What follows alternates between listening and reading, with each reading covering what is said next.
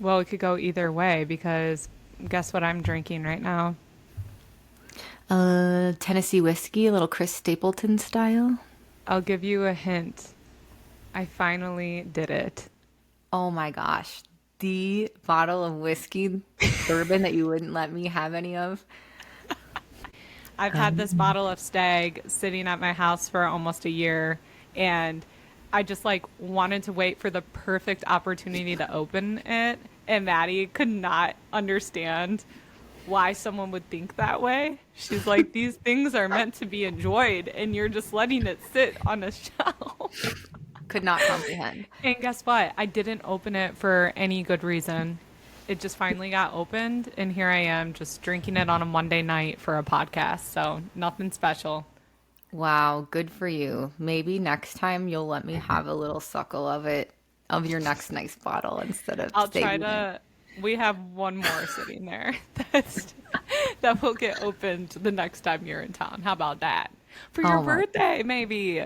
We're yeah. under a month from Mad Dog's birthday. It's a big deal No, around it's really here. not. However, I make it a big deal. you too.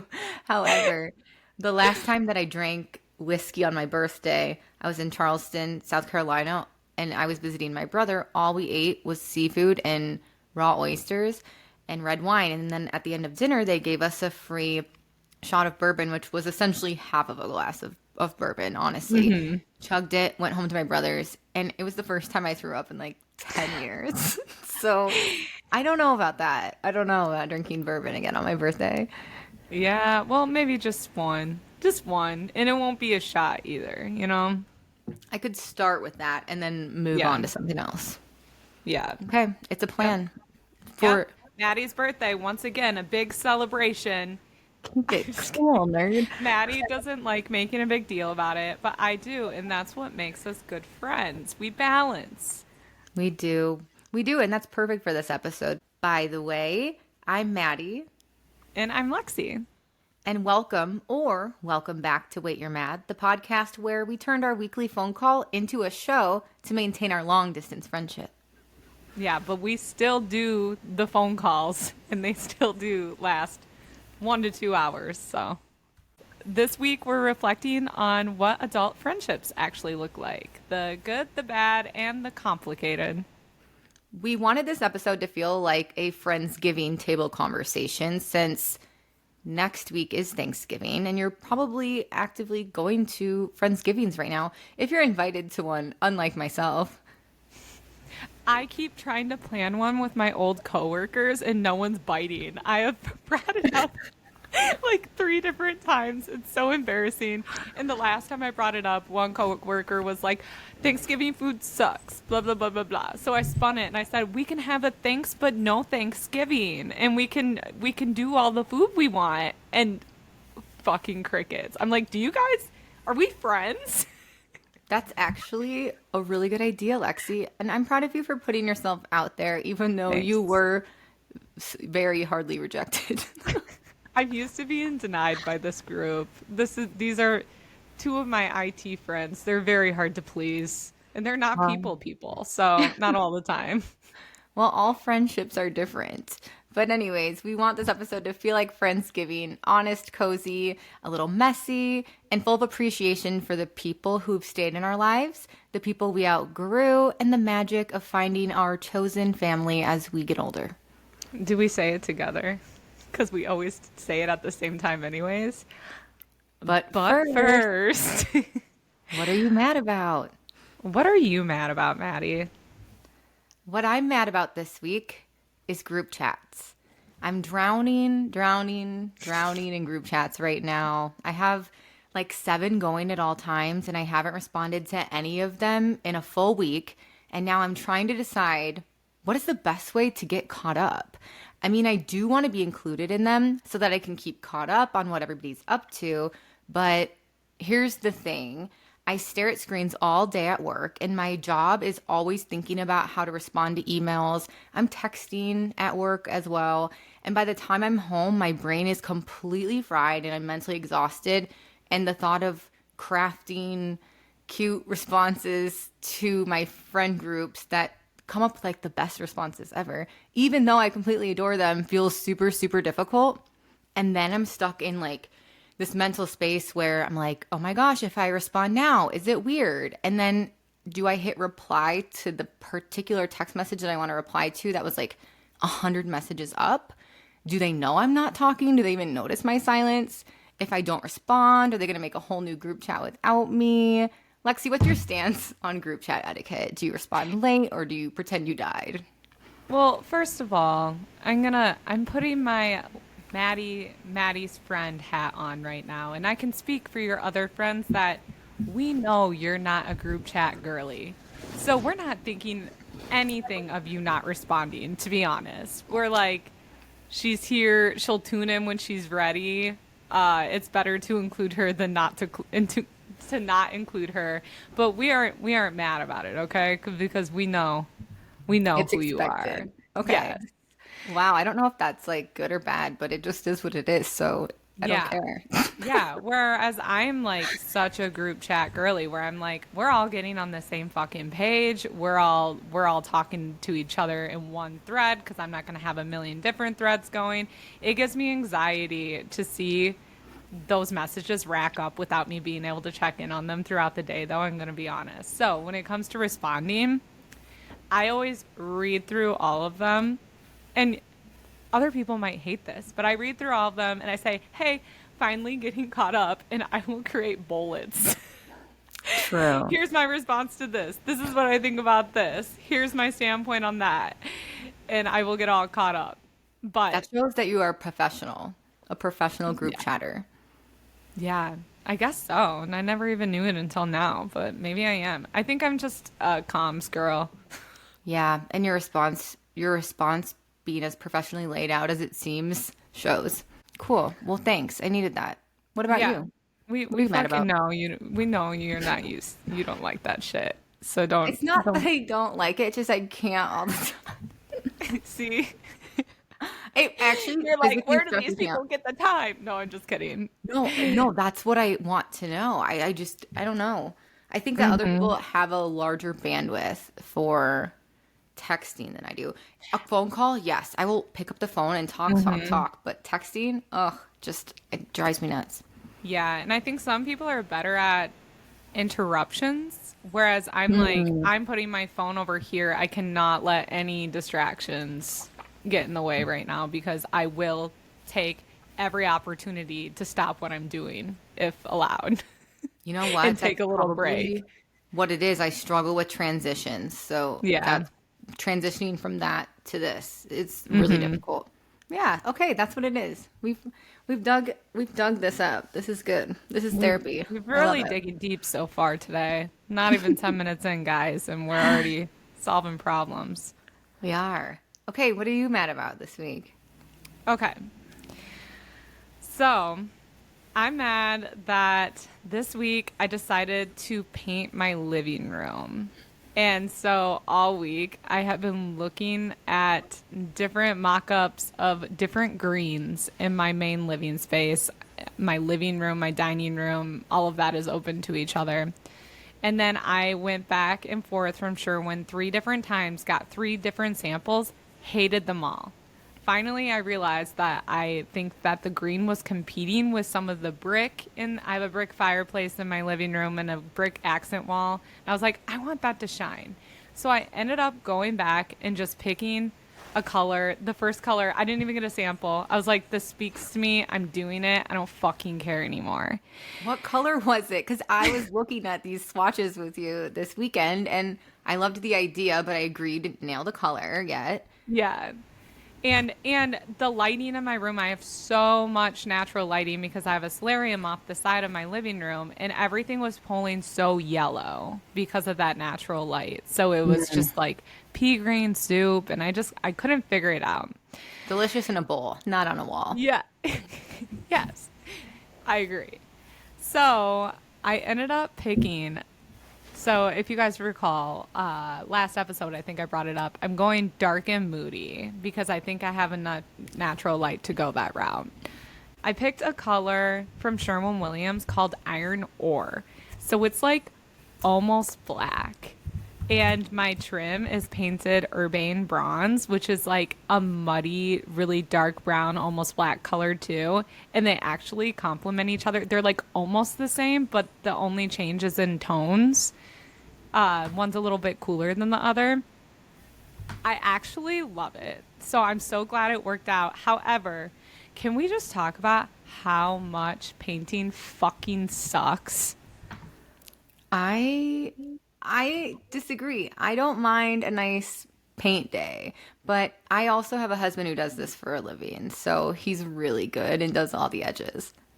Yeah, I do the edges too, and that's why it sucked. And I never realized how much trim is in my living room until last night. And I have the super bumpy texture, so edging Yes. isn't like super easy with that. But first of all, it takes forever. You always start and think, wow, we're making really good progress. And then an hour in, you're like, oh my gosh, time is not real when you're painting. We didn't get done until after 11 o'clock last night, and I stopped. My gosh, are you okay? Goodness. Maddie, I don't think you realize how much there is to go around in my living room. Like with all the windows and oh my gosh, all the trim on top of it. I just, True. There's a staircase on one side. There's yeah. the fireplace with this strange little built-in brick thing. Yeah, there's a lot to go around, and you have a lot of things to move off of those things as well. Yeah. And now my living room is torn apart until I can go get paint and do my one last coat and let that dry. So Okay, that I'm is also excited for fun. you though. It is going to be dark and moody, and I think you're going from quite literally almost like a white color, correct? Yeah, it was snowbound white. To So dark, like almost black, like you said. almost So black. Yeah. cool. I can't And wait I to love it. I'm see like, this is it. so me. This is so me. Well, good work. You deserve your drink tonight. Thank you. I feel the same. Well, I'm excited to see that, and I wish I lived in town because I would be there to help you. But Yeah. I'm also really glad I don't because I don't know that I want to. But you know what? Painting for other people is way less stressful than painting your own house for some reason. I feel like because I Yeah, it do. is. Normally, I would say I like painting, and if someone asked me, "Hey, do you want to come over and help me paint?" I would say yes. But my house, it just gets old really fast. Yes, I'd be like, and I would be like, yes, let's grab a bottle of wine and just get to Yeah. painting. It's way more fun that way. Blast some Yeah. tunage. Yeah, instead I had fucking Red Zone playing. Oh goodness, It football that made, means, right? yeah, it made it for a very long night. Yeah. Goodness. Well, where were your friends at? Where were your adult friends They were giving to someone else, apparently, on a Sunday night? on a Sunday night. Oh my goodness. Well, again, today we're talking about adult friendships and how as we get older, they're a lot different than we imagined, more intentional, more forgiving, and sometimes more complicated. But also, I think they're more fun and deep and way more real. And you need friends in your life for things like that are there to help you if you need to move or borrow a truck or paint your walls. Yeah. So let's get started with our first segment. It's called the Maddie and Lexie Friendship Audit. I'm actually kind of nervous because I Yeah. don't know what you're going to come up with here. Yeah, I don't know. I don't know either. I think we're going to have a lot of really similar answers, though. I think they'll be along the same lines. So I think we'll just have to add to each other's if we said the same thing. But I really do think we're going to have very similar See, answers. I have no idea where you're going with this. I think our answers are going to be quite different, but let's find out. Because we are very alike, but very opposite. I can't I was describe going that. to say the same thing. If anything, this reflection on our friendship reminded me how opposite we are. I would say we're more for balance than a likeness. I think there's two kinds of friendships. You're either very, very similar or you balance each other. And I I think agree. we're more on the balance end of that scale. Yes, I think our values are super, super aligned and we Yeah. value very similar things. But personality wise and how we react and how we think is seriously polar opposites. So, Yeah, okay. we invite you guys to do this audit with your besties as well. Yeah. Actually, let's wait till we're done before we Yeah, suggest this to anyone. we'll see You if guys this might goes. see the fall of Maddie and Lexie right now. All right, let's get started. Let me drink my whiskey and get ready. Okay, I'm going to ask you first. I'm going to ask you, what's one thing about our friendship people would be surprised to learn? I think people who don't know us really well would be surprised to learn how much Lexi and I bicker like sisters. So we were just talking about this I have weekend. that somewhere else, actually.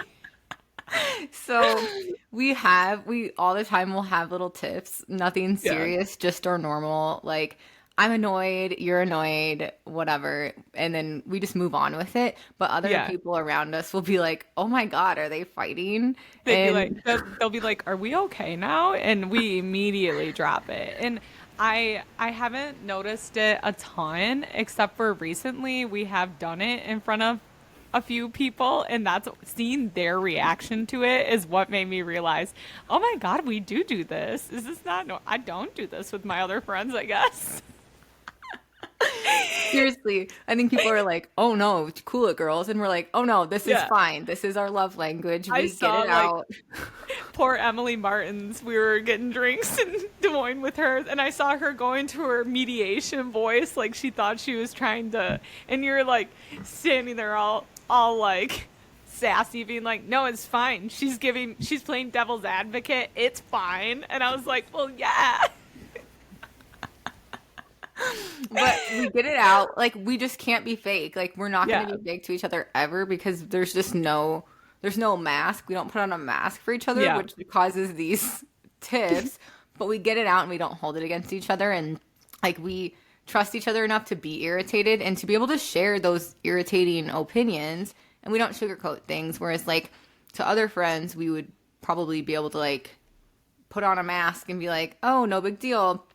But it's like a sister. Like, I do this with my brothers too. So it's very sister coded. We can disagree loudly and then just immediately move on. Like, I'm not thinking about it ever again. No, exactly. And that's I forget which part I wrote this down for, but I literally wrote like, I have friends that I fight with and I still love them, but I can't get over it right away. You know, I think about it for a long time and I'm like, I can't believe they said this to me.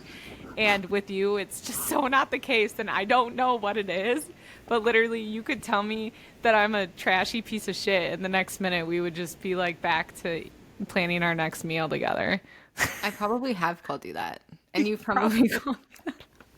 She knows how to hit me where it hurts, guys. Our first biggest fight was at a volleyball tournament, and she ate my last cupcake that I was saving for No, myself. you wouldn't let me have any cupcakes. You said, no, you can't have any cupcakes. Oh, And I so was then- joking, and then you. No, you weren't joking. We were fighting. And I don't remember Why were about we? what. Wait, what started that? Why did I say you couldn't have cupcakes? What sparked that? Because we were arguing. So then you said I couldn't have cupcake. And I was like in this place where I'm like, well, I'm over this. Why aren't you? You always get over it first. And then, so she said I couldn't have any of her cupcakes. And then I said, well, you suck at volleyball. And that And really. I literally went cross-eyed, almost passed out with anger. And I don't even know what I said back to you, but we didn't talk. That's like the longest we gone without talking. It was like a week. It was a long time. I was like, whoa, that one hit where it hurt. You said I couldn't have cupcake. And then I said, You suck at volleyball. oh, shit. Which clearly wasn't true. It was just something to say. Well, but you knew it would hurt me because it was one of my proudest things that I did was not suck at volleyball. Yeah, I felt hurt, so I had to figure out how to hurt you really bad. Yeah. You're like, no cupcake. Fuck me. Fuck Okay. you. P.S. Literally 14 years old. Literally yeah. 14 years old. This was freshman year of high school. Yeah. So 20 years ago. Yeah. Wow. Not much has changed. But Okay, I'm we going to ask moved you. on. I'm going to ask you the same thing. What's one thing about our friendship people would be surprised to learn?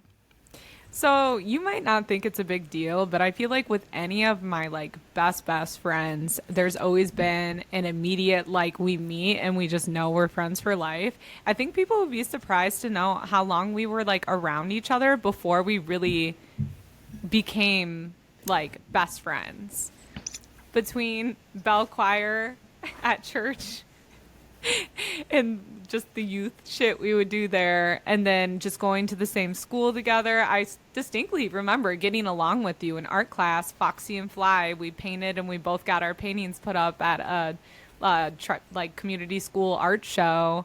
Oh But yeah, it really you like killed it on those, by the it's so way. weird thinking back and remembering you for so long, but it wasn't until summer going into freshman year that we really clicked and became best friends. So I just think for me that's mind blowing because I always liked you and I always appreciated your quirkiness and your weirdness, but we just never, yeah, we Yeah, weren't, we just had different friend groups, and I yeah. don't know. It just you have to be. How do you make the transition when you're younger from like talking at school to hanging out? Like that's such a different situation than like being an Yeah, adult. but I mean, like, I hung out with Emily Schnee too, and I remember hanging out with you two in the library, and you guys were teaching me how to achieve the look. Oh my Do you God, I remember remember that? that. Wasn't that a Yes, it was a hairstyle? messy bun. Yeah, where you guys took chunks of your ponytail and folded them under. Yeah, like Yes. feel like I spent a decent amount of one-on-one time with you without us just like, and then all of a sudden one day it just clicked. It's just weird for me to think. That's so funny. I forgot about the look. Oh, shout out Emily Schnee. That's funny. Yeah, See, the she's a look. quirky gal like us. Yes. Yeah, for sure.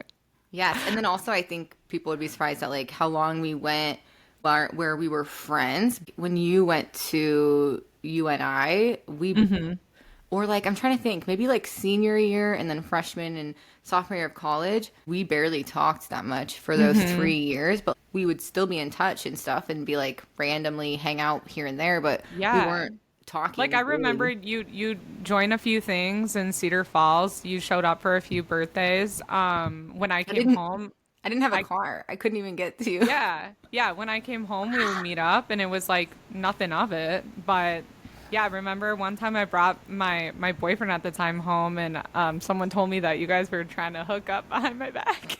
Yeah, that's hilarious.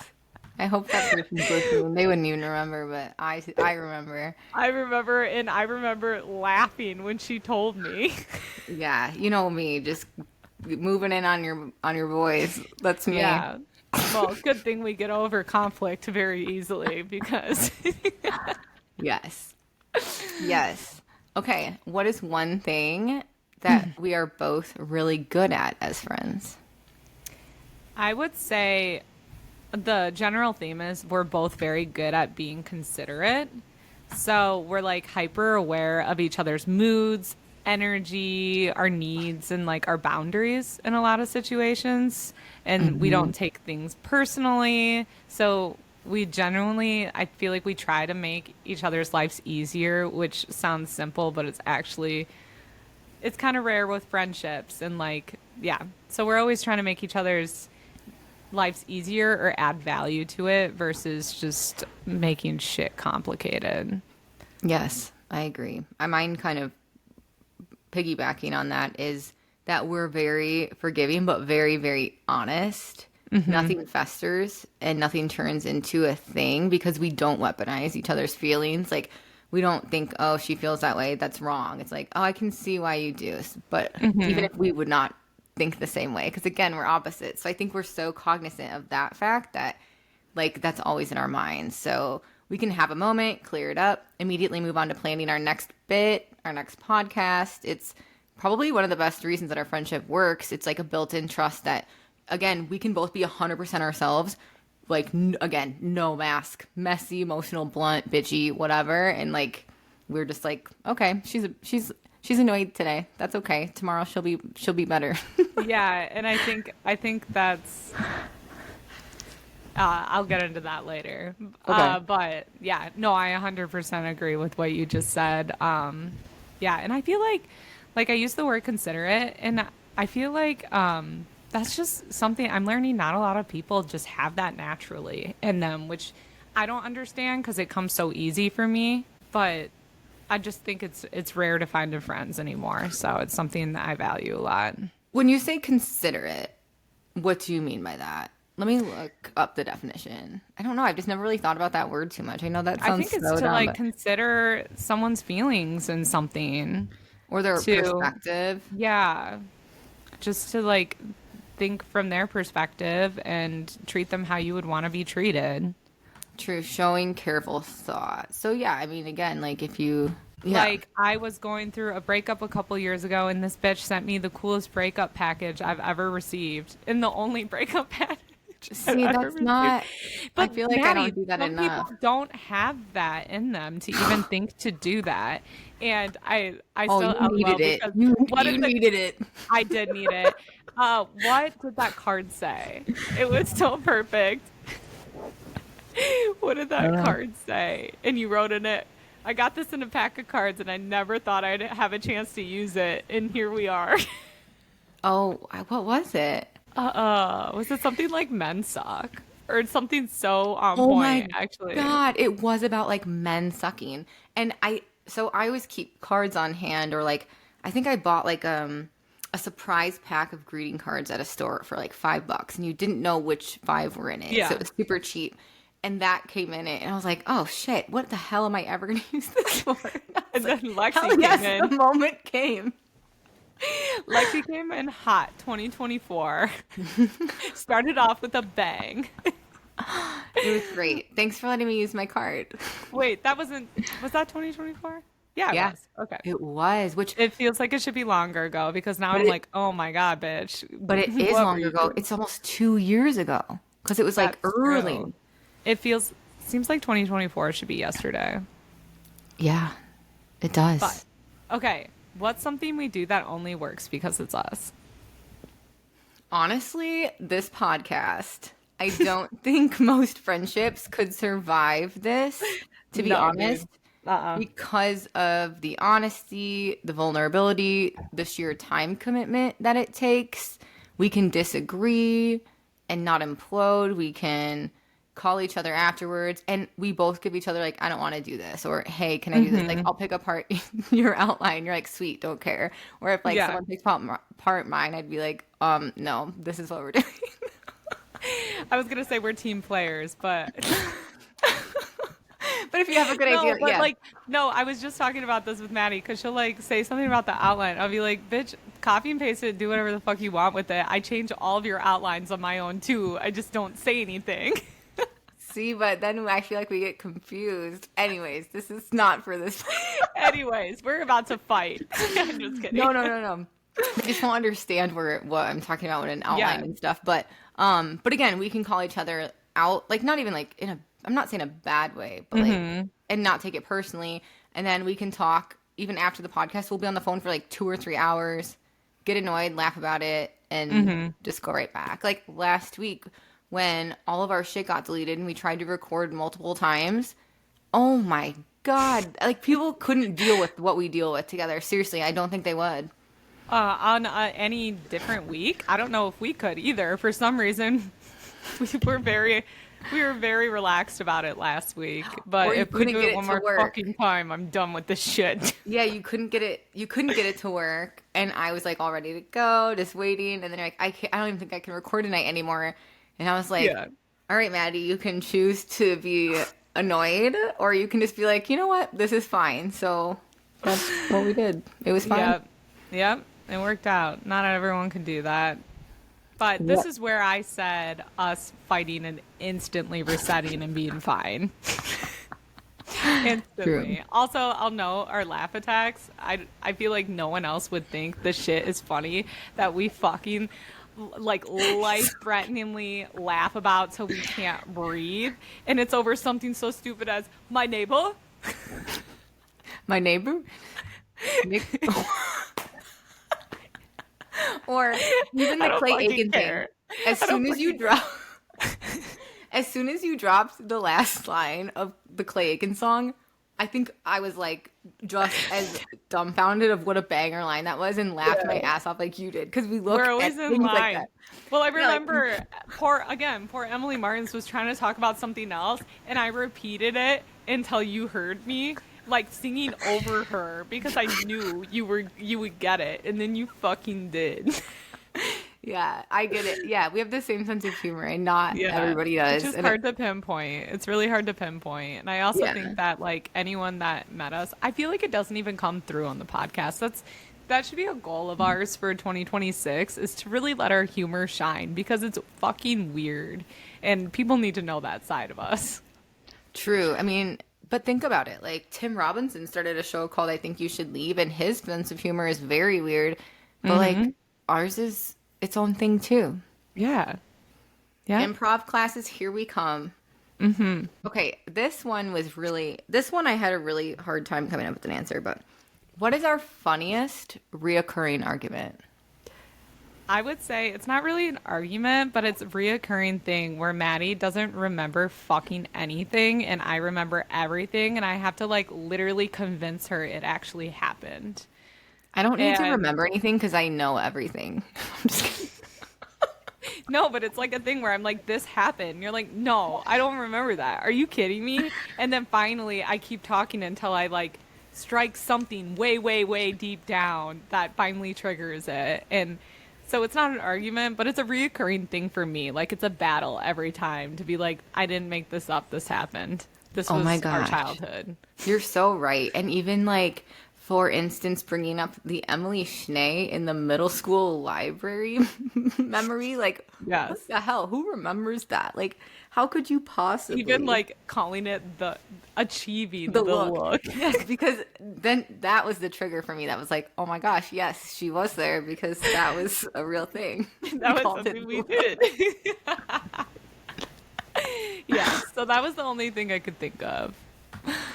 I said that our funniest recurring argument, because I literally have nothing to stand on, is the OC is better than One Tree Hill. That's kind of where we really differ. I never even watched the OC, so I have no leg to stand on. And I've that, never watched One Tree Hill, so I'm just gonna keep with my OC and you stay over there, and we'll just keep okay, it going. I was gonna say maybe we try to switch perspectives and watch each other's shows, but that's fine. We'll stay in our own fucking lanes, I guess. Yeah, I mean, that's a lot of time investment for what's probably actually a shitty show, both of them, to like watch as an adult. Yeah, Because I yeah, watched OC because it's nostalgic, not because it's good. I mean, right. it's not good. Let's get real. Like if I went to watch it now, it wouldn't be the same effect. I don't know though, it might be. No, it wouldn't be. I was Well, emotionally vested in these people because they were like my age, you know? Anyways. anyways. Okay. Who's more likely to initiate plans versus who's more likely to go with the flow? Okay, I think, by the way, I want to preface this with like, we're both like organized planning people. But where we differ is I have absolutely no chill. No, I'm working on it. I think Lexi's the one. Lexie is definitely the one who goes with the flow. You're always down for whatever. And the cool thing about it too is you can bring Lexie anywhere, like any type of person, anything, whether it's like a work thing or you're going to go hang out with like your old degenerate pothead friends. Just kidding. Those don't exist. But say that you I have this did go disc dichotomy. golfing with you one time. You have this like different dichotomy in friendships. Lexi fits into all of them. Like and so she will love it the whole time too. So she's the perfect sure why not friend, and I'm more likely to have like initiate plans, and I think that's mostly because I moved away too. I was not as much this way before I moved, but I'm also the pickier one up front. I have opinions, I have preferences, and but once we actually get going, I'm fine. But not I'm working on not overthinking the plan before it even exists.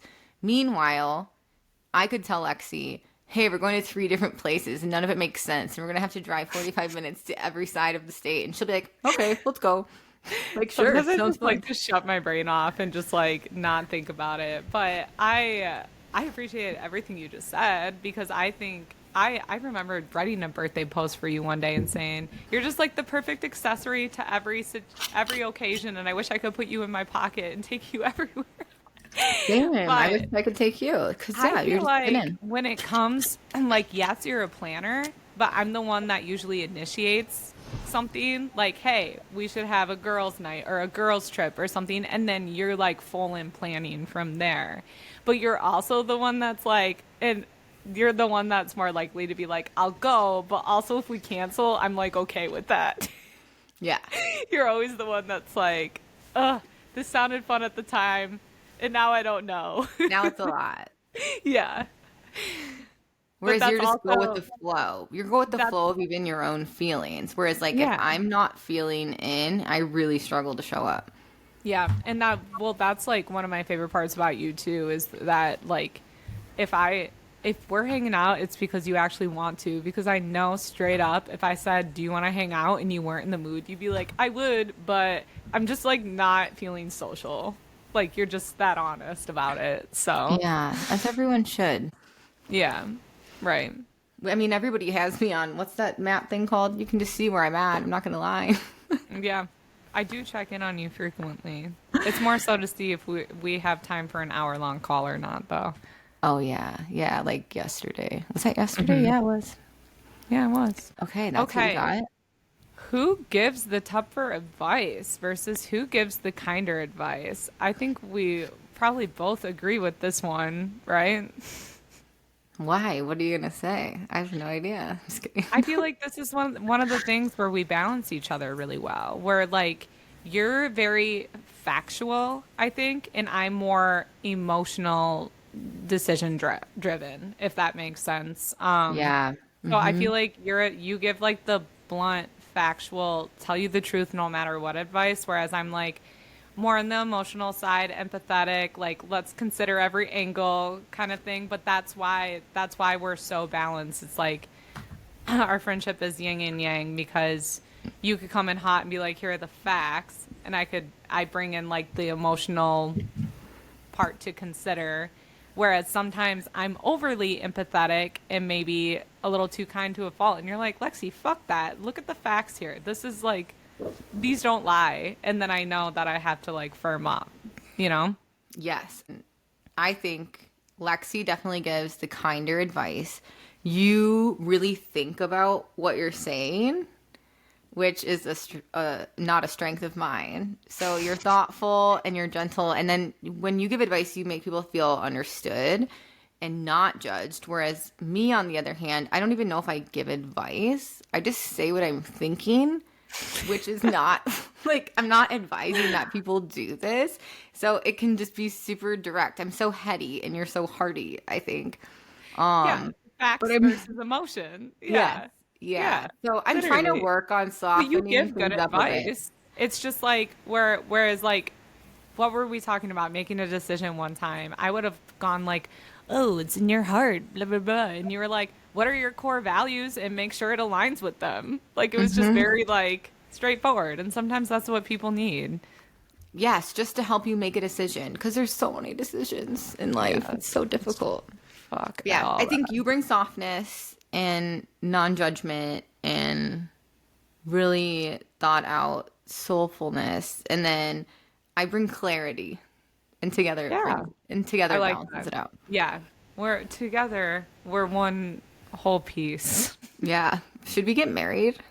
Do you guys want to do an Ask Lexi and Maddie sometime?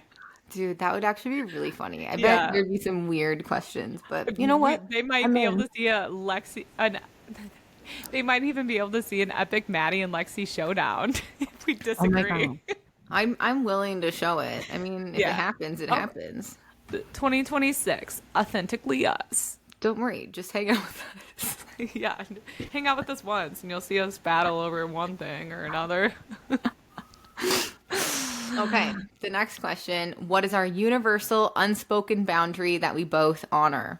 So mine is pretty fluffy here, but again, I feel like I kind of brought this up already, but I feel like I don't think we guilt trip each other, and I think that's huge because neither of us like being told what to do, or we don't feel like doing things when we're not in the mood to do that particular thing. So if one of us needs a night off from the podcast or quietness or just doesn't want to be social, it's respected immediately. I, And I wrote the same exact thing. I said, seriously? I wrote, if one of us can't do something for the podcast, for an event, for a plan, it's instantly respected. No guilt, no weird vibe, no even questions. Like, I'm not even going to ask you a further question because I don't care. Like, if you say you can't do it or you don't want to, I just say, cool, got it, that's it. Yeah. Also, I'm not gonna like. What is it gonna feel good to force someone to record a fucking podcast episode when they said they don't want to? No, like we just both understand each other and Yeah. we both have the same feelings where some days you can't. Like it's just not an option and like we don't make each other feel bad for having a limit. That's exactly Oh, what also, I know we talked about this recently, and I have to bring it up. Unspoken boundary. We never stand in the way of the happiness that comes out of our next meal.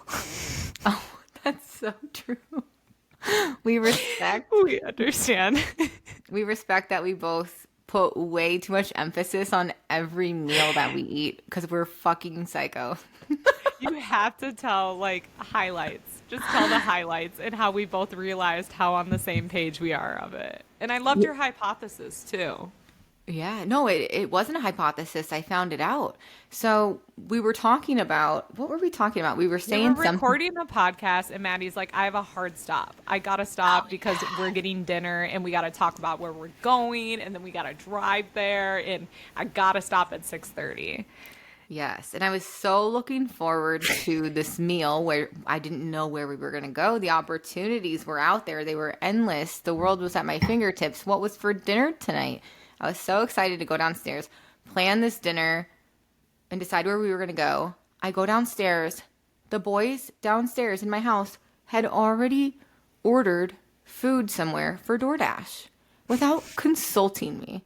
Not At only all. that, but they ordered such a man meal that would piss me off too. Like I was thinking like, oh, it's probably some sort of like meat with something sweet on it. And then what did you say? It was Korean chicken, and the pieces of bone-in chicken were like the size of my face. Like, again, I'm cool with Korean food, love Korean food. Just, Yeah. that was not the vibe that night, and I really wanted to go out. So, anyways, Yeah. we don't want to make this a bigger deal than it is. Hey, Kurt, No. what's up? Oh, I didn't know that that was only a private rant. No, it wasn't. It wasn't. It wasn't. Hey, Kurt, we're talking about you. So, Yeah. so he knew I was pissed. So, this is not a secret. All of a sudden, I get a text though, and Maddie's like, "What the fuck? They ordered food without me, and they ordered something I don't want." And immediately, my fingers started going so fast. I was just like, "Oh my god, fucking men! They do this shit all the time." But and then I said, I think I said I've actually heard if you and both of us are diagnosed ADHD, and so and I hate to put that shit on a pedestal. Like it's annoying to like have everything relate back to that, right? Like I'm not trying but to do I that. wish that this wasn't how I felt. So Yes, it's not I'm a not trying to flex. do that, but this is relevant. So we're both diagnosed ADHD, and I did find out. So when you're ADHD, what you are looking for all the time is a dopamine hit in any way that you can find it. And so in this case, what I found out like a year or two ago is that when we're searching for dopamine, food is a huge source of dopamine, and like planning your meal even can give you a boost of dopamine by planning it. And so once you get to that meal, if anything goes wrong with it, it's like ruining your fix, essentially, like your drug or your dopamine hit, which when I heard that, it was like mind blowing because I have gotten so irrationally mad about my food order coming out wrong or somebody making a decision for me that I don't like because I'm so looking forward to that food or that meal. It sounds crazy, but you can relate, and I appreciate that so much. Yes. And we didn't know that we both had such high standards for this until she texted me, and I immediately validated her feelings, being like, dude, that would ruin my fucking day. Like my whole day. Yeah, so that's what it is. If Yeah. you are ADHD and you're psycho about food, let us know because I feel you. Yeah, we should make a club. Look forward to every meal. Like, why not? Like, that's part of Seriously. life. It's Yes. fun. And food is honestly so exciting. Yeah, I mean to us, but again, not to everybody. Like, Yeah. I could never do like the Ozempic thing. Like, I feel like eating is my favorite thing to do. Yeah, even when I take Adderall every once in a while and it suppresses that, it is kind of boring. You're like, well, what do I have to look forward to today? Yeah. Yep. Yeah. Okay, so that's actually something that we really have in common. That's a universal unspoken thing we both honor. So Yeah, good one. that's That's a it. really good one. Yes, I had to. Okay, what is one thing about us that makes perfect sense once you know us? That we 100% should have been choir kids, theater kids, band geeks, etc. Like that persona. But for some reason we weren't. But we loved theatrics. Like we love being the center of entertainment. We love harmonizing. We fully fit the part, but Hmm. instead of leaning into the arts where we clearly belonged, we Hmm. chose sports. Sports we complained about constantly. We treated like punishment. We survived, not thrived in. So once you Hmm. actually know us, it's hilarious that two girls who should have been belting show tunes and starring in fucking musicals were instead running drills and asking how many more practices until we're done No, like and dodging off-season training like it was our fucking job. Like we hated every part of it. Let's be real. other than the games, I loved playing, like, I loved being in the zone and playing Yes, sports. the games were worth it. I'm Yeah. very competitive. You are too. And so we were good at sports and we were both good. Yeah. That sounds dumb to say. We We were were both both good. good. We belonged there too. We could have We done anything.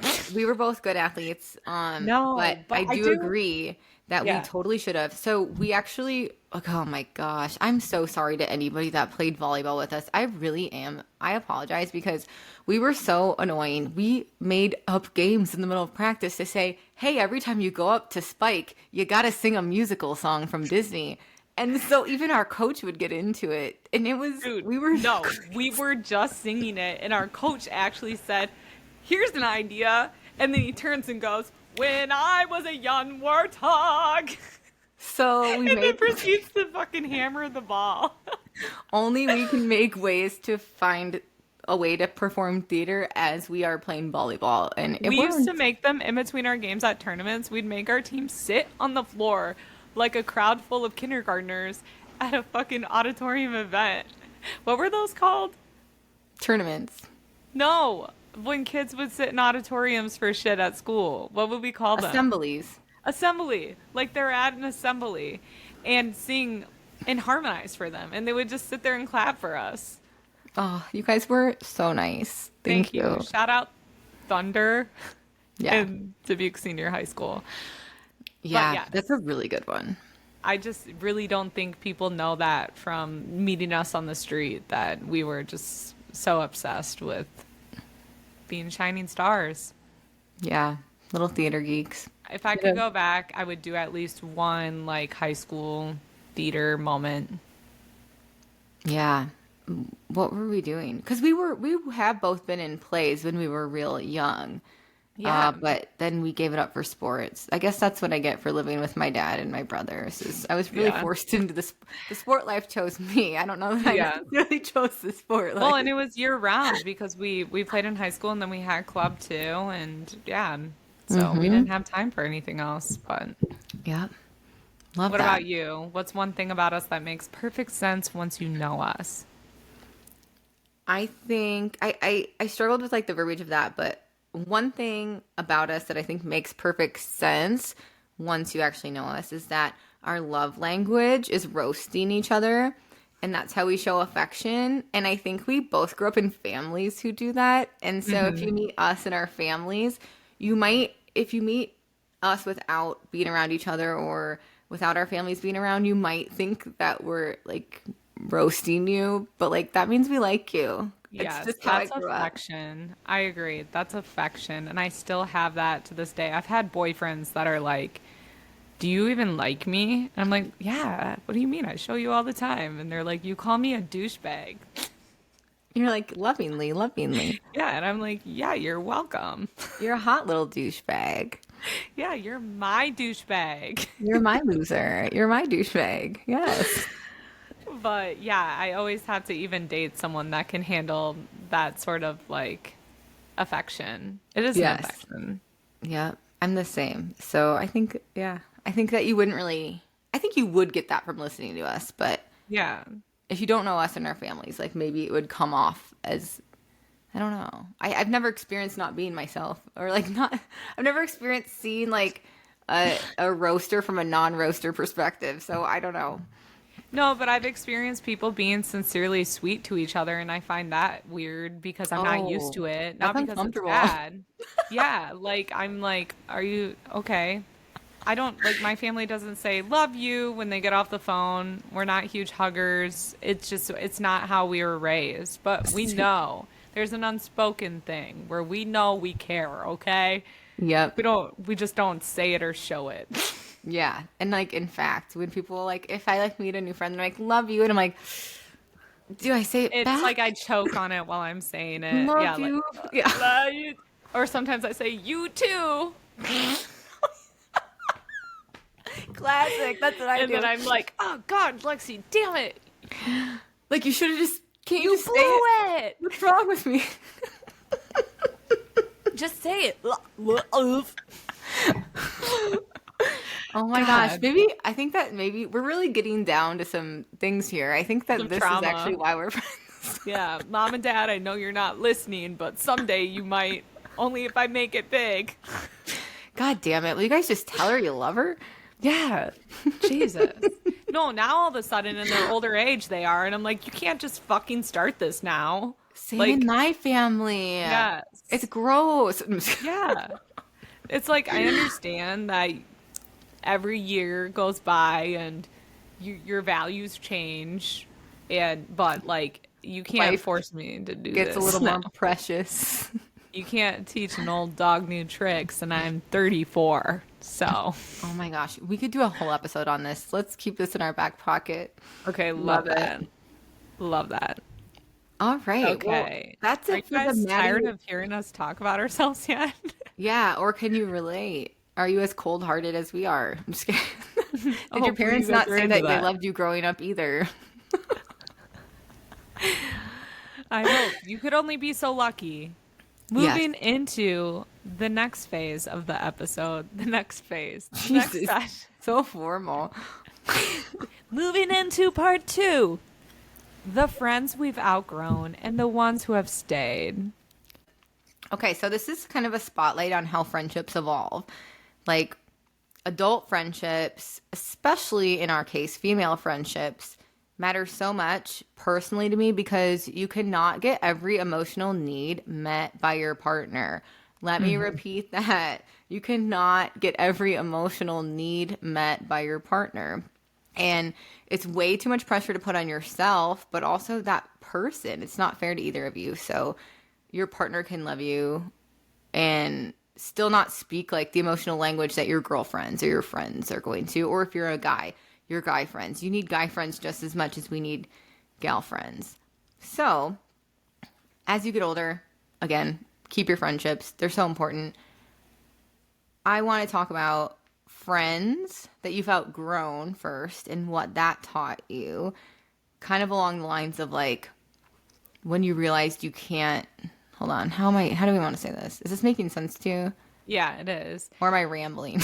No, I think you hit a point in adulthood where you realize you cannot emotionally carry every friendship anymore. You just outgrow certain things. You outgrow friendships based on convenience that drain your energy, where you're doing all the emotional labor and where the other person never really evolved.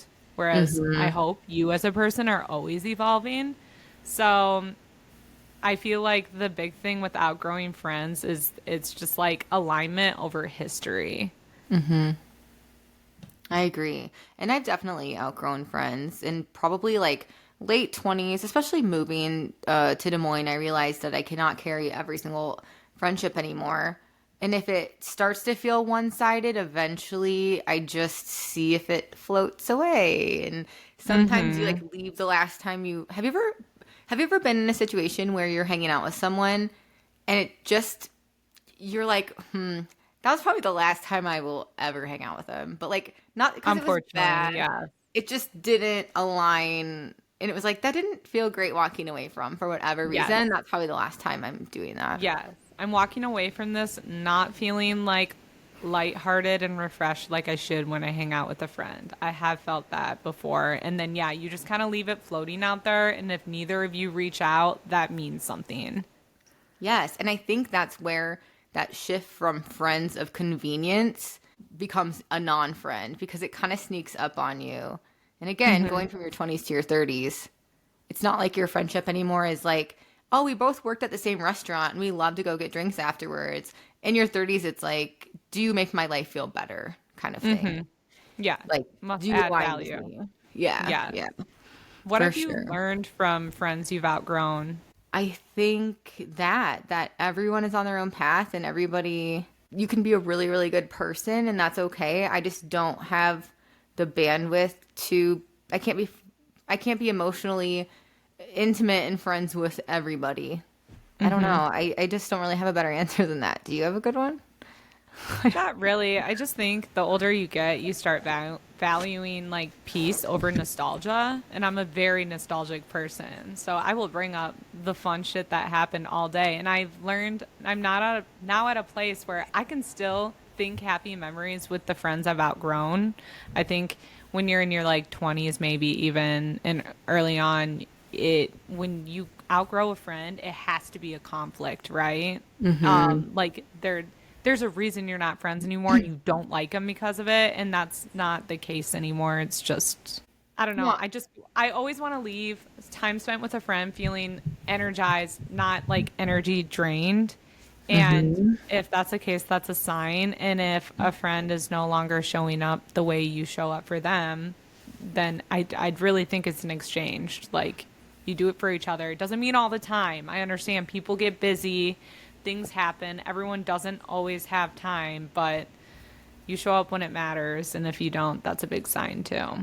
Yes, that, and also learning from, again, not like, just like what you said, everybody who is no longer considered like a current friend, essentially, it's not because anything bad happened or whatever.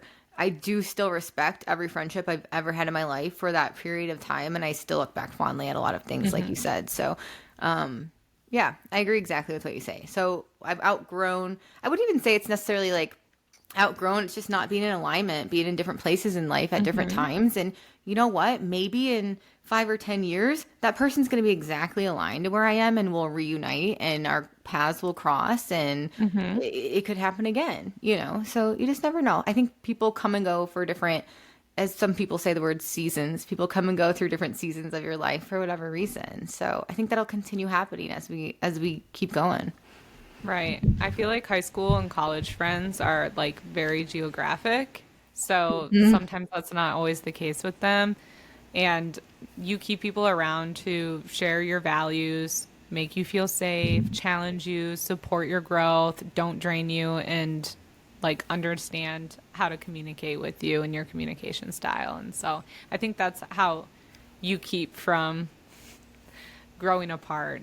And that's how friendship works. It's I aligned agree. and not convenient. Yeah. I agree. So then you have the friends who've stayed through every life phase, college, job changes, moves, breakups, and the whole thing. And I think it's a great thing, but it does take a lot of effort on both people's part.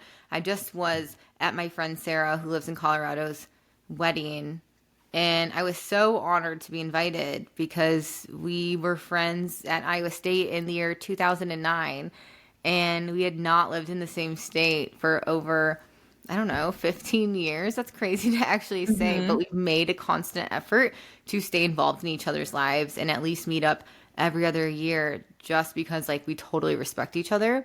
So that again is so, that was somebody that I chose. It's like, and she chose me too, but you have to choose each other, right? We Right. chose to commit to each other. And honestly though, I feel like it's a slight red flag to me in life, and I've outwardly stated this all the time. Correct me if I'm wrong. I think it's a red flag when people say they don't have any long-term friends, because being a friend is commitment and work. It's the best work, but it does require effort. And I think I've been seeing this a lot lately. You bring back inconveniencing yourself sometimes to show up for other people. I think we've come to such a place in this technological place in the world that that's kind of like on the extinction route. But if you want to be surrounded by people, you have to inconvenience yourself a little bit sometimes. Yeah, especially in a world of setting boundaries, I think there's a very healthy balance to that. And sometimes you don't want to do that, and maybe it's not good for you, but you show up because if you were in their shoes, you'd want them to show up too. But I agree. I think it's a red flag when people don't have long-term friends, because I feel like having long-term friends shows that that it was never about like benefiting from you, if that makes sense. Like, it was not the version of you that benefited them. They were there throughout all the versions of you, and they evolved with you. And I think that's really beautiful. And Maddie, I mean, even looking at us and our friendship, yes, we spent a good chunk of years in high school, like in the same place together. But since then, we have both been bouncing around to college and living in different places, and we've managed just fine as well. Yeah, I think what you said is my favorite fucking thing that I heard. And I actually just heard a speaker say this last week when I was in Chicago. What you said when you said, they know all the different versions of yourself. And that is so fucking true. And this lady was talking about her friends that have loved all these different versions of hers and how beautiful that is. And it's so true. My long-term friends have literally seen me through every version of myself. And there's so many different, we all are different people in different versions. Like, there's work me, there's college me, there's so many different versions. And the fact that you can keep friends through that is crazy and amazing. Yeah. And I feel like, at least the people in my life, and I hope myself included, every year we're becoming better versions of ourselves. And how cool is it that I have a whole group of friends that know how far I've come and can like say, oh my gosh, Lexie in 2019 would never. Good for you. So it's so cool to have people that recognize the growth you've had too and are able to continue to cheer you on. And not all the versions are going to be good or the best. Oh, I've had some fucking god-awful versions where I'm sure it was really hard for my friends to show up for me because I was not making the best decisions. And Same. Okay, the next piece, the friendships that surprised you. People you thought were acquaintances who became your core. I just feel like this didn't happen much in my younger years, but as an adult, I just feel like there's a lot of quiet surprises where you don't really see it coming, like a coworker who turned out to be like a safe person in your life, or the acquaintance who became the person you went to more than anyone for advice, and the casual friend who suddenly all of a sudden knows like your deepest fears. It's just crazy how these people that you're meeting end up being so intertwined in your life. Like I mentioned, my old coworkers, who would have thought that I shouldn't even be calling them coworkers anymore. They're my friends now. Like, you know what I mean? It just happens where I'm like referring to them as coworkers forever. And now I'm choosing to hang out with them, even though we don't work with each other anymore. That's hilarious that you say that, because I have coworkers.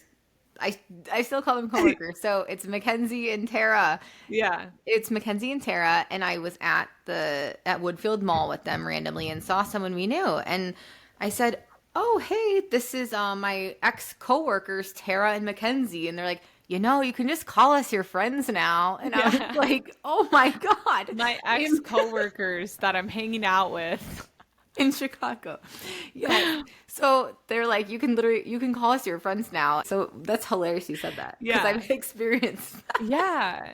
But it's like I didn't see it coming. I didn't meet them on my first day of work and know that they would become core friends in my life years after we worked together. You know what I mean? So I just feel like that's some of the quiet surprises as an adult, is you never know who's walking into your life that's going to end up being one of the core people that stick around. I love that. Now, what does it mean to be a good friend now versus when you were in your 20s? I mean, I'll keep it light because I feel like we've touched on this a little bit, but I think when you're in your 20s, friendship is more about proximity, like bonding over like the chaos of where you're at in life, going out, a little bit of drama, and Mm-hmm. low standards because you're still figuring yourself out. So now as adults, the standards are much higher, right? We want emotional safety, low maintenance, consistency, healthy boundaries, cheering each other on, mutual effort, self awareness, no competition, and even like the I want you to win, even though I'm struggling right now type of thing. It's just overall healthier.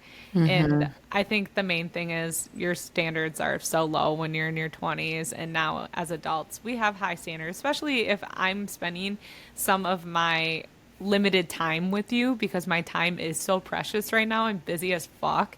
Like, Mm-hmm. you have to meet the standards. Mm-hmm. The difference is that now versus my 20s, life doesn't hand you automatic friend connections anymore. And so everything is so intentional. And now, especially that I'm long distance from so many old friends, I feel it even more. Like maintaining those friendships takes so much more coordination, intentionality, but it is totally worth it. And there Hmm. are a few people that just always, and it touches me every time they will reach out. Like it's those people, like Andrew Naderman, for instance, will still just text me here and there and be like, "Hey, what's up? I really hope that we can get together over the holidays." And it's someone that I probably see once every other year, which sounds crazy, but Hmm. like that reach out to say that, it's like puts it in my brain. Okay, he's in, and then I make an effort to do the same. Like, let's always continue to stay in touch. You're important to me. Hmm. You mean something to me. We're like minded. We're aligned. So that Yes, is huge. I love that. And I've been trying really hard to text people on the spot when they pop into my brain just to let them know I'm thinking of Yes. them, which is something I would never even think to do in the past. But we are so busy. And I'm like, I can't forget that I want them to know I care about like how they're doing and ask them something that's going on. I try And I really don't do hard to that do for that. everybody. Hmm. There's so many people. So if like Well, you you're getting this can't. text from you, it's like Yeah. it's so important. Yeah. Yes. I love Yes. that. Oh, that's so sweet. Oh, my heart just got full because I just thought about that. Like the people who text me that. And Like you're like, now when I come back for the holidays, I need to text Andrew Naderman. I don't come back for the holidays anymore. Remember my family moved here. Yeah. You still should come back. I'm coming back the 13th. Oh yeah, I forgot to tell him that. I Note to self, text Andrew. Yeah, you told me that though. I know. Well, you can come back during the holidays. You have somewhere to stay. Well, I like have to go hang out with my family here for the holidays. No, fuck that. My grandpa's 92, buddy. I He needs some know. friends. I meant just like for a night, okay? Lexie, all of my grandpa's friends died. He needs me. Bring in the Silver New Year together. We'll see. I'm not against it. I like it. Okay, we'll I'm talk not more. I'm not anti it. That just means I'd have to Okay. leave my husband. So we'll see. Come. He's allowed to come to this house. I know he Yeah. has never, Right. but moving on. Okay. Now, are you ready?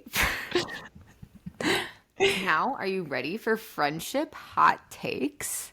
You know that I am. I don't give any other takes than hot takes. All right, I'll go first. Maddie, hot take. What do you think about mixing friend groups? I love mixing friend groups until we're all together. And then I realize that suddenly I'm responsible for everybody's comfort and I start freaking out. Yes. I will mix friend groups strategically. Not Hmm. everybody needs to know everybody. And I see it done so unwell sometimes. And I can be in that moment and see people and be like, "Oh, you should not have brought these friends together, honey." And then there's the times when it's like, "Wow, these were the perfect choices of people put together." So, I think some people are designated for certain friend groups and some are not. So, I think you can mix strategically. What about you? I think I'm the queen of mixing friend groups, and I can tell you it does backfire. So, my answer, you can, but only if you're okay with being the friend group director, which what you said, you're in charge of everything. People are looking to you, and then you feel this sort of pressure to ensure everyone is having a great time. Yes. And I did this last year for my birthday, whereas I was like, no, no, no, never again. So some groups mix Sorry. flawlessly, some mix like oil and water, and you make questions about your entire social existence. But it's an art, not a guarantee. That's my final words on it is you can do it, but do it with caution. And you have to be okay with some of them hitting it off and continuing their friendship like without the group. That's just an inevitable thing. And for me, always, I don't care. Okay, so hot take. What do you think when your friends hang out with your other friends without you? I think good friends don't fear being replaced. They're excited you're expanding your support system. And obviously, if I picked a friend, it's because I know they're a good person. I know they're a good friend. So if you guys hit it off, who am I to say no? However, I do think there's some etiquette behind it. I think you do invite the person that connected you to most situations, and there is a transition period there, and there's just a considerate, I'm going to use considerate again, there's a considerate way to go about it, so that no feelings are hurt. But at the end of the day, no, I don't. I think it's Lexi, great. you should be a politician. That was so diplomatic and gorgeously said. I Oh, thank agree. you. I agree wholeheartedly. No notes. Like, that's it. I have a saucy one, spicy. I'm ready. Hot take. What do you think about venting about one friend to another friend? This one is interesting. Okay. Honestly, it depends. It depends on the situation. There's a difference between processing information and completely trashing someone. I think if it's like a help me see this through kind of situation, cool, whatever. Like, as long as the person's being discussed respectably, I think it's okay. Now, if you do this to me, I'll fucking kill you. No, I'm just kidding. I think that, no, it's human nature. We're social creatures. Yeah. Sometimes you just need to discuss things with somebody else. And as long as you are still respecting that person in the moment, I think it's fine. Agree 100%. I think it's all about intention. Intention really matters with this. So I think yeah, like you said, are you seeking clarity or are you seeking validation to stay mad about it? I think those are two very different things, and it's fine in small doses, but if you're Can't just sit there and, constantly complaining about yeah. someone, that's a sign that the friendship isn't working and you're being toxic. Yep. You're the toxic one. So, It's so boring to talk about. Yeah. yeah. Like if someone's instantly trashing someone else, it's like, okay, this is literally boring. Like, Yeah, like if you have this feels many gross. issues with them, why do you hang out with them? Yep, exactly. But I think everyone can agree on that. But yeah, it's a fine line, right? So Yeah, it's all about how you're talking about it. But that was an agreed. interesting question. I've never actually been able to have that conversation out loud. Like, I don't Yeah. think people have that conversation very much. And No, so, and it actually made me like I knew what I felt thinking outwardly about if I needed to vent about a friend, but then it forced me to reverse it and be like, oh my God, but am I okay with my friends venting about me? But you have to be because, like you said, it's human and shit happens, and you surround yourself with friends that you know wouldn't do it for the wrong reason. yep.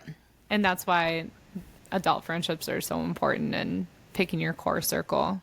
Exactly. And like just know that if you're being discussed by somebody else, I'm like just thinking about like if I'm being discussed by somebody else, like as long as it's like dissecting something or like whatever, like honestly, I just don't care because there's nothing I Yeah. can do. So I don't know. It is out of my hands. Yeah, literally. And Shit, what's that talk away. saying? What's that saying that the opinion that somebody else has about you is none of your business? It really just isn't. Like you can't sit there and think about what other people are thinking all the time. So They're still coming around hanging out with you. You're good. Yeah, it's true. You're doing something right. Hot Hot take. take.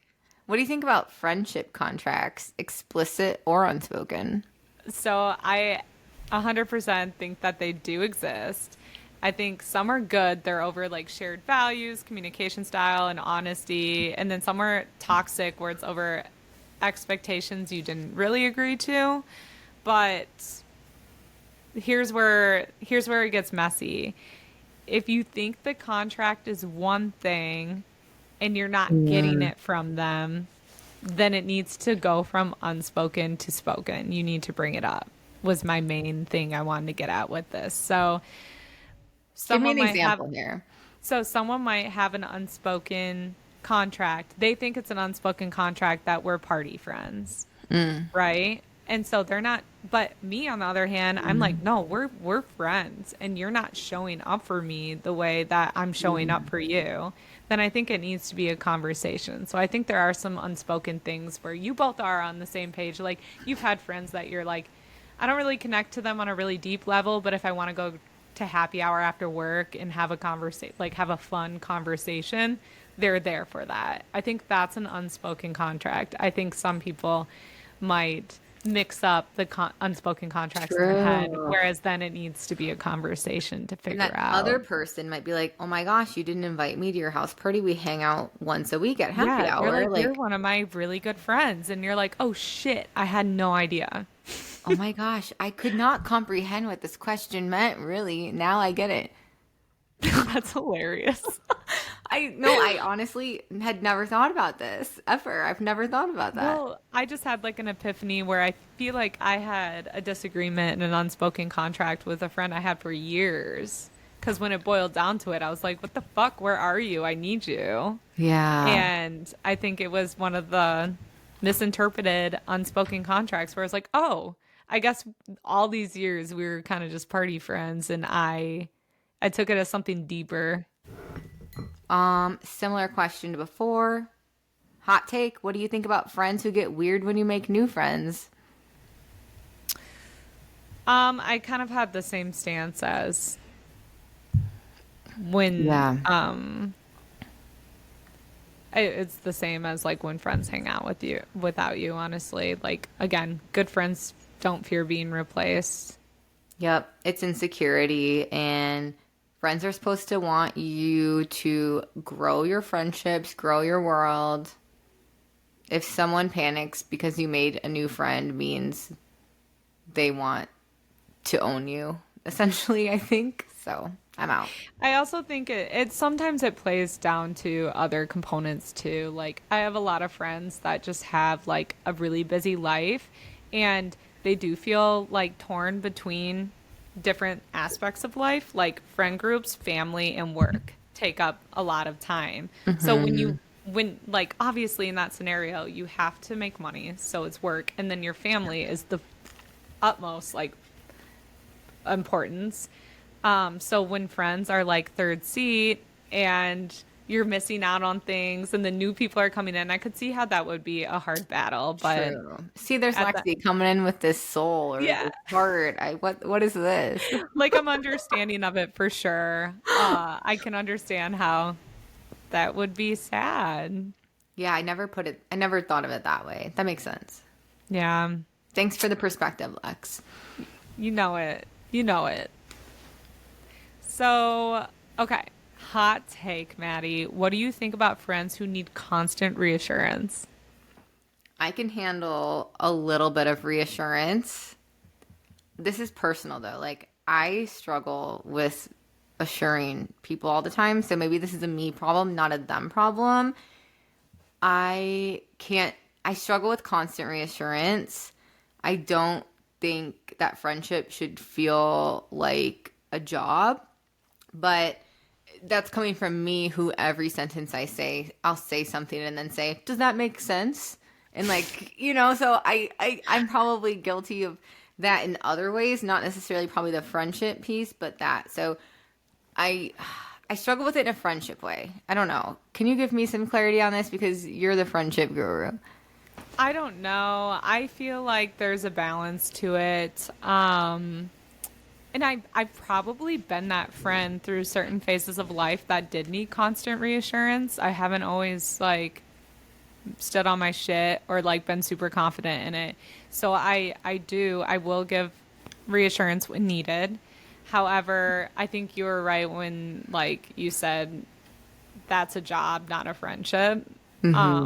It has to end at a certain point. I will help friends through periods of life through that, but it can't be if you're constantly your whole life needing reassurance. That's just not in my circle. I have very confident friends that know exactly what the fuck they want and need. So, From me, yeah, I think that if yeah. you need reassurance on like a particular thing, like I'm there to give it in some ways, but I'm not going to give it if it isn't what I really think either, though. Yeah. Like if you want me to lie to you, that's not going to happen. It's not If me. that's the Yeah. kind of reassurance you need. If you need reassurance that you're a bad bitch and you can do this for a little bit, yes. Not you. I will be right here telling you that to your face. But if you need it for like years at a time, that's when we're probably going to have to Yeah. do the slow part. Okay. Hot take. What do you think about friends who go silent during their new relationship? I think it's normal for short term. I think it's a red flag for long term. You can like fall in love without disappearing. I firmly stand on that. You can fall in love without disappearing. And healthy friendships survive relationships. It's the fact of the matter. Like they I should. think Yes. yes, yes. But unhealthy friendships may disappear and return only when there's a breakup. And I think that's very telling. It's very telling if someone falls in love with someone and all of a sudden doesn't have time to be a good friend anymore. It just shows you what it really was. That's a really good take. I personally don't take it personally at first unless they reappear like nothing happened and they're all broken up and then it's a conversation or whatever. But I think as long as they're responding, that's fine. But I think just text back or something. But What is your opinion when the only time too you get face to face time is if the lover joins and tags along? I just don't want him to come. I never want your boyfriend or your husband to come. I think I saw something like this online, but I don't want your husband or your boyfriend to come out with us and have drinks. I just don't. It's not that you don't hate. It's not that you hate him. Yes, love or them. Love that person, Yes. love them. And like a group setting, if we're at a party, yes, love them. Or we're gonna have so much fun playing games, hanging out with them. On on a night when we're just going out for like drinks, I just don't Yes. want him to come. I don't want your boyfriend to go to dinner with us. I don't want your husband to go to dinner with us. We're going out to talk. Yes, this is coming very full circle right now. You started the podcast with saying you need friends because your partner can't give you everything you need. So if we're meeting up because we got fucking shit to talk about and you bring him along and we can't, like, you're missing out, babe. It's not even me. You're missing out on your time with your friend and your time to get this shit out, and that's on you. And And also, your husband I'm or boyfriend's low-key not even fucking gonna have annoyed fun. too. Yeah, and your Yeah. husband or Yeah. boyfriend isn't even gonna enjoy the conversation we're having, or we're gonna have to Yeah. cater the whole plan of events to talk about something that we can try to involve this new guy in, which is fine. Yes. We love him. He's great. Just don't invite him to this. However, there have been some situations where I totally like boyfriend or husband. I totally like him. He's cool, but he got interjected in some situations he shouldn't have been in, like a girls' night or a dinner, or just intruded, which might not have even been their fault, right? It could have been my friend bringing them along. And then I end up disliking you because I'm getting no one-on-one time with my friend and you're annoying to me even though you're doing nothing wrong. Yep. It's just you need that separate time. Yes, I agree 100%. That's a great way to end this because that's perfect.